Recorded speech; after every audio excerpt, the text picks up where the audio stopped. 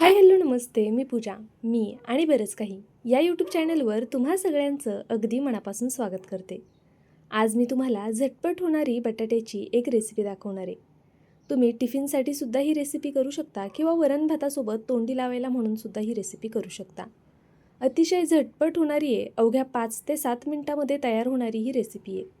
तुम्हाला किती जणांसाठी ही रेसिपी करायची आहे त्या क्वांटिटीमध्ये बटाटे घ्यायचे आहेत. आता इथे जवळपास मी 5 बटाटे घेतलेले आहेत. 3 जणांच्या टिफिनसाठी मी ही रेसिपी तयार करते आहे. तर पहा, तुम्ही तुमच्या अंदाजे बटाटे इथे कमी जास्त करू शकता. सगळ्यात आधी बटाट्यांची आपल्याला संपूर्ण साल काढून घ्यायची आहे. कच्चेच बटाटे इथे मी घेतलेले आहेत. आपल्याला या रेसिपीसाठी कच्च्या बटाट्यांचा वापर करायचा आहे. साल काढून घेतली की बटाटे मी स्वच्छ धुवून घेतले. त्यानंतरनं आता व्हिडिओत दाखवतीये ना, अगदी त्या पद्धतीने हे बटाटे आपल्याला कट करून घ्यायचे. जितके शक्य होतील तितके पातळ असे हे बटाटे कट करायचे. खूप जाड कापू नका, जमेल तितके पातळ कट करा, म्हणजे मग हा बटाटा खायलासुद्धा छान लागतो. आता मी ज्या पद्धतीने बटाटे कट करते ना, ते पाहूनच तुमच्या लक्षात आलं असेल की आज आपण बटाट्याच्या काचऱ्या करतोय. पण बऱ्याचदा मसाले वेगवेगळे वापरले जातात. तर मी तुम्हाला आज अतिशय सोप्या पद्धतीने बटाट्याच्या काचऱ्या दाखवते आहे. पहा, इथे मी संपूर्ण बटाटे याच पद्धतीने कट करून घेतलेले आहेत. खूप जाडही नाही आणि अगदीच पातळही नाही, असे मध्यम हे बटाटे आपल्याला कट करून घ्यायचे आहेत. त्यानंतरनं 1 ते 2 पाण्याने हा बटाटा धुवूनसुद्धा घ्यायचा आहे. चला लगेचच झटपट फोडणी तयार करूया. इथे फोडणीसाठी मी कढई ठेवलेली आहे. कढईमध्ये आपल्याला तेल घालून घ्यायचे. जवळपास 2 पळ्या इतपत मी तेल घालून घेते. पहा, तेलाचा वापर ना फार करायचा नाही आहे. या रेसिपीला तेल थोडं कमीच लागतं. बटाटे जितके आहेत त्यानुसार मी इथे 2 पळी तेल घातलेलं आहे. अगदी परफेक्ट प्रमाण मी तुम्हाला सांगते आहे. गॅसची फ्लेम एकदम बारीक आहे. तेल खूप गरम होऊन द्यायचं नाही आहे. तेल टाकल्याबरोबर लगेचच मसाले घालायला घ्यायचे. मी सगळ्यात आधी थोडीशी हळद घालून घेतली. त्यानंतरनं हा घरचा कांदा लसूण मसाला आहे, हा घालून घेते आहे. पहा, यामध्ये ना तुम्हाला कोणत्याच प्रकारचा वेगळा मसाला वापरायचा नाही आहे. फक्त कांदा लसूण मसाला आणि हळद. मी इथे 4 चमचे कांदा लसूण मसाला घातला, थोडीशी हळद घातली आणि चवीनुसार मीठ घालून घेतलं आहे आत्ताच. गॅस अगदी बारीक आहे. बारीक गॅसवरच हा मसाला मी काही सेकंदासाठी फक्त परतवून घेतला. त्यानंतर धुवून ठेवलेला, निथळून ठेवलेला बटाटा यामध्ये घालून घ्यायचा. बटाट्यामध्ये पाणी राहता कामा नये याची काळजी घ्यायची आहे. बटाटा निथळून घ्यायचा आणि त्यानंतरच कढईमध्ये घालायचा.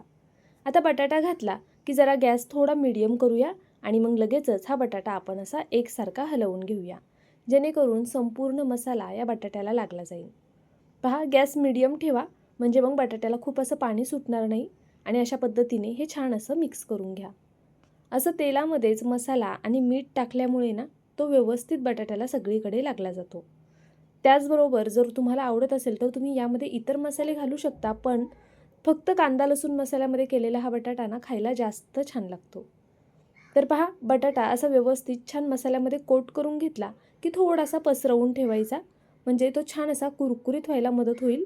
सगळीकडनं व्यवस्थित भाजलासुद्धा जाईल. तर पहा, मी इथे हा बटाटा थोडा असा पसरवून ठेवला.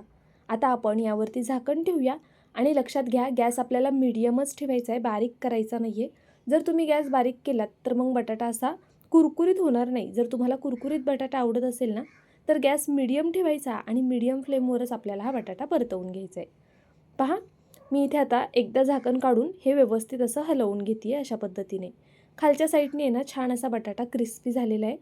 आता आपण हे जरा असं पलटी करून घेऊया, म्हणजे सगळीकडनं बटाटा एकसारखा असा भाजला जाईल. असाच मीडियम फ्लेमवरती आपल्याला हा संपूर्ण बटाटा शिजवून घ्यायचा आहे. 2 ते 3 वेळा मी अशाच पद्धतीने मध्ये मध्ये झाकण काढून हा बटाटा हलवून घेणार आहे. 4 ते 5 मिनिटांमध्ये आरामात बटाटा शिजला जातो. आपण छान असा पातळ चिरून घेतलेला आहे, त्यामुळे लवकर शिजायला मदत होते. पहा, इथे मी आता पुन्हा हा बटाटा असा पसरवून ठेवला. आता झाकण ठेवूया आणि परत 2 मिनिटांनी झाकण काढून याला छान असं हलवून घेऊया. असं 2-3 वेळा केलं ना की बटाटा व्यवस्थित असा तयार होतो. पाहू शकता तुम्ही, आता बटाट्याची भाजी आपली झालेली आहे आणि किती मस्त असा क्रिस्पी कुरकुरीत बटाटा झालेला आहे. अशा पद्धतीने जर तो भाजला गेला ना, खालच्या साईडनी तेलावरती छान असा परतला गेला ना की तो खायलासुद्धा खूप जास्त छान लागतो. यापूर्वी तुम्ही या पद्धतीने बटाट्याची भाजी केली आहे का, मला कमेंट करून नक्कीच कळवा. नवीन असाल तर सबस्क्राईब करून घ्या. रेसिपी आवडली असेल तर लाईक करा, शेअर करा. उद्या पुन्हा भेटूया अशाच एका छानशा रेसिपीसोबत. तोपर्यंत बाय.